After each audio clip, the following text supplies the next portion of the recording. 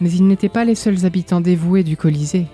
Renoir était lui aussi tombé sous le charme d'Aline, et le rôle qu'il occupait dans la vie de son épouse était trop important pour ne pas figurer au sein de sa représentation allégorique. Dans une pièce reculée du Colisée, que même le chant de sirène ne parvenait à atteindre, travaillait sans relâche un être solitaire, Tisseur.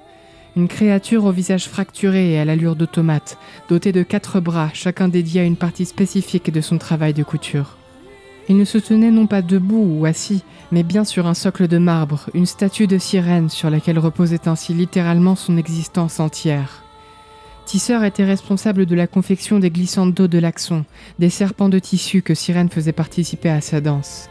Plus important encore, c'était Tisseur qui se chargeait de la couture de sa robe, qui la recouvrait et la protégeait du plus raffiné des textiles, mais qui tout autant venait l'encombrer dans son excès de zèle.